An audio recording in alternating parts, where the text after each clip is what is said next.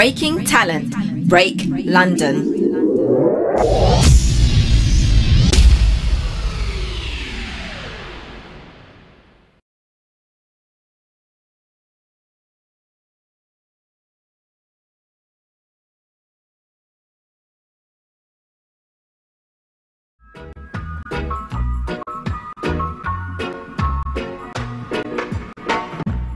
Hi and welcome to Break London TV. You're here with me, Pearl. And me, Rachie G. And today we've got a special guest from Team Jamaica. We've got Jermaine Gonzalez. And Adino Still. All right, guys, so would you like to introduce yourself? If you just let us know a little bit about yourself. I'm Jermaine Gonzalez. I run the 400 meters and I'm also the national record holder for Jamaica. I'm Adino Still. I run the 400 meter and I'm ranked as one of the best in Jamaica. We also have a live audience with us today, and they'll also be asking some questions to Jermaine and Adino. First of all, happy Jamaican Independence Day. Are you enjoying it so far? Not really. We had to stay focused for the 4x4. So maybe after the Olympics we can celebrate. How does it feel to be in London representing your country at a time when Jamaica is celebrating 50 years as an independent nation? It's a good feeling.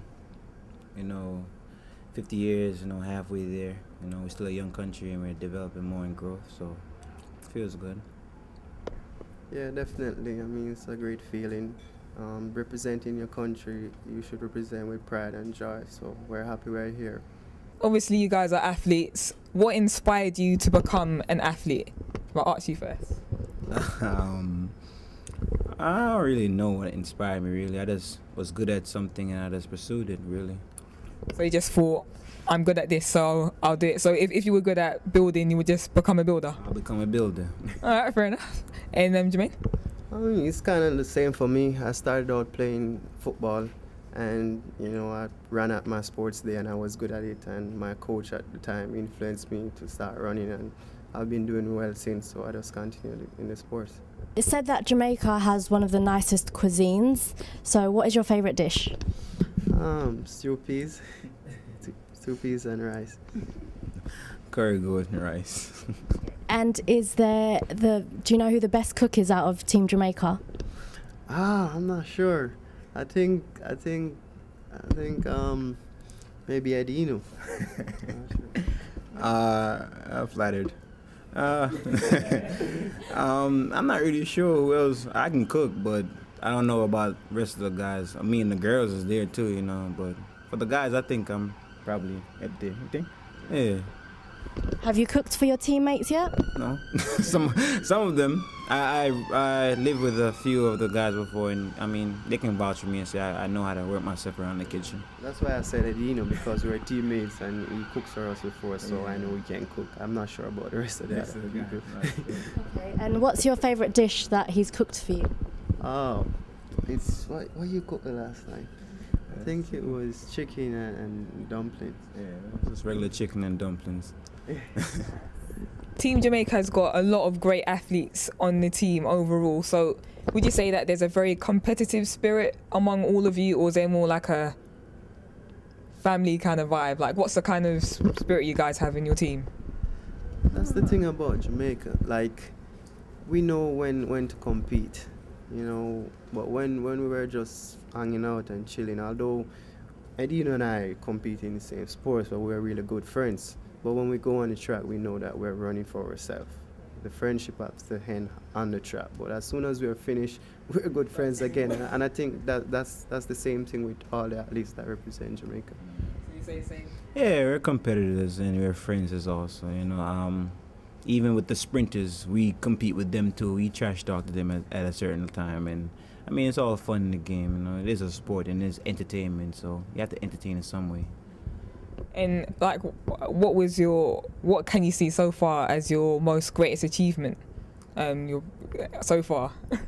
Wow.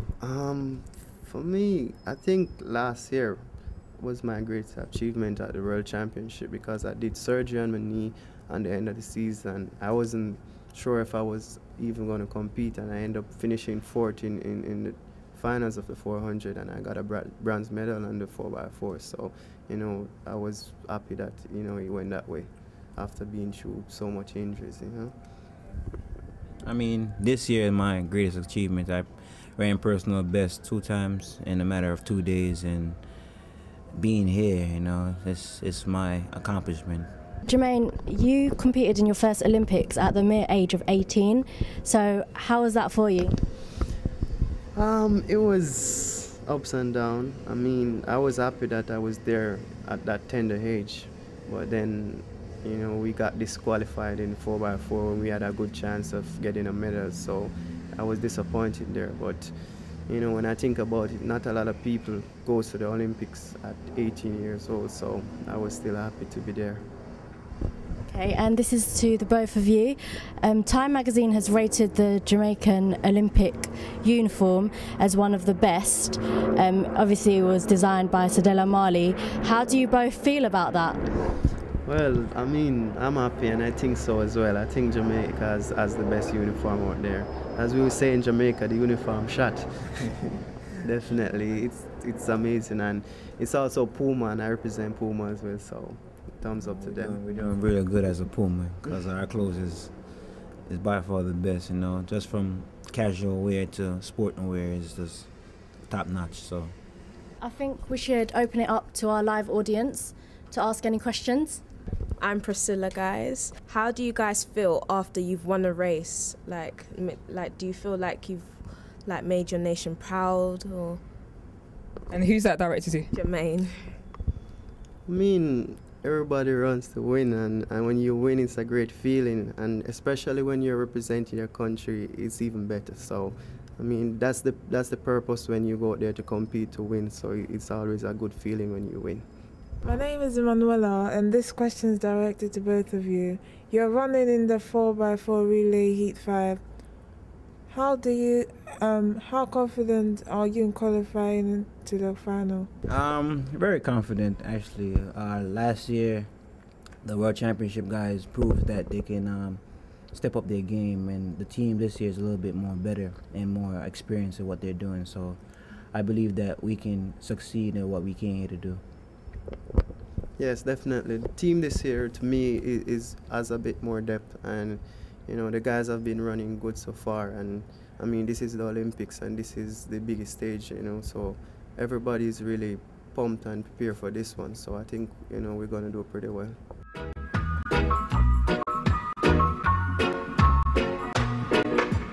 It's not just a sport, it's a way out, you know. I mean, Jamaica is a poor country, and this is our job. This is not only, you know, for fun. This is how we earn money, and this is how we support our family and friends. So that alone is enough inspiration for me.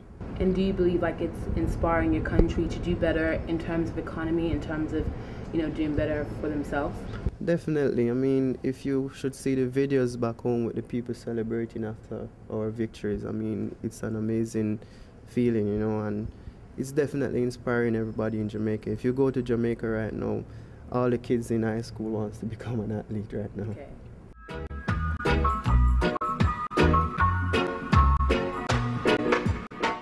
At first, you know, it was just, you know, for fun. I mean, when you're doing it for fun back in high school, I mean, you weren't thinking about going to the Olympics or, you know, even becoming a professional athlete. But when you leave high school and you get involved in a professional club, I mean, the coach is there and the management team, they, you know, let you know that this is serious business, and that's when you have to start thinking about it seriously and really, you know, dedicating your life to what you're doing, because it's a job, and you have to, I mean, some of the fun stuff that you would like to do, you have to kind of reduce that, you know. You have to do less partying, you know, less sporting, and stay focused and do what you have to do, because as I said before, track and field is very hard, and you have to rest your body, and you have to eat properly, and, you know, do the stuff that are necessary to get you to this level. From high school to college, and then when you get to a certain level at your college experience, and then, you know, you get a phone call that's saying that, you know, you can do well in the professional ranks, it makes you more, okay, I can do this. And then at a time, it started slow, you know, when you're a young athlete coming up, it starts out slow, slow, slow, slow until you get to where you want to get to. And then when you get there, you don't want to drop off and lose focus. So then your focus level change, and you have to do stuff that's cut off majority of things that you like to do, you know what I mean? And those things keep you focused in your tasks ahead. And that's how I think that how we got here is the focus level that's changed completely to make it the Olympics. Of course, I'm here sitting beside you guys. Do you enjoy running? It's hard work. We can't lie about that. It's hard work, but as I said before, it's our job, so we have to do it. It's just like anybody else out there going to their work every day, and this is how we live, this is how we earn, and we got our families and to take care of, so we have to do it. So would you say that your families are the end, your families are your main inspiration for you guys doing it, or have you got other inspirations for that? I mean, other inspirations are like, the people who represent Jamaica before us, because we've been doing well for a long time now, so that's inspiration as well.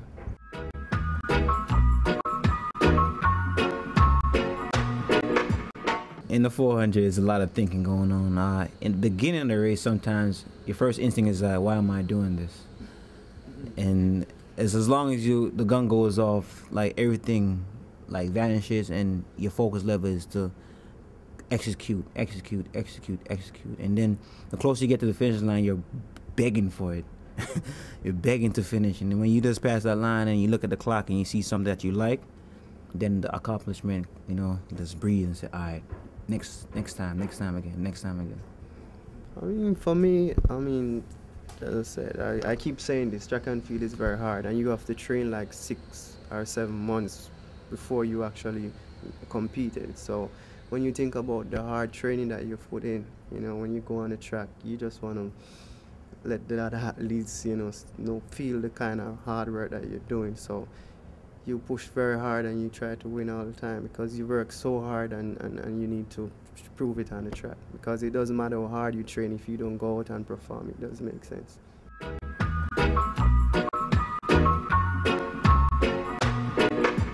I really don't feel that much pressure at all. Maybe he feels a lot because he's really the people's champion in Jamaica. So the radar is not that much on me because I'm still young, and the only pressure I'll get is from my coach and saying, yo, you need to do this, you need to do that and stuff like that. But no pressure at all.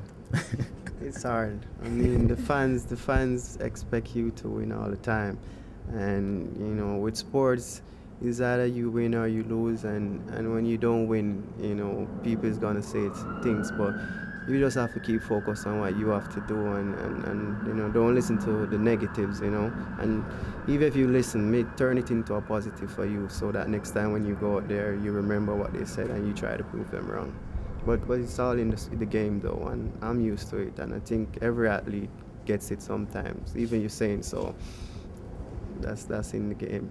Thank you very much. It was amazing having you both down here at Break London TV. Thank you to our live audience for asking your questions too. I'm Rachie G. And I'm Pearl, and thanks for tuning in. Hope to see you guys soon.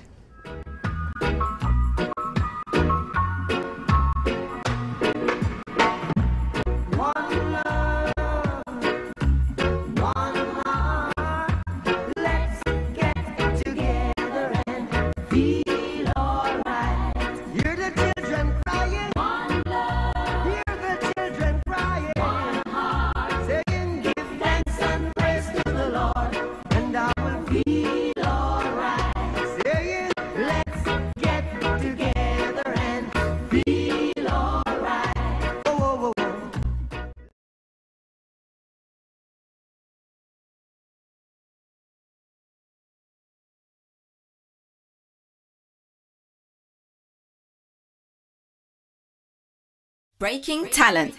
Break London.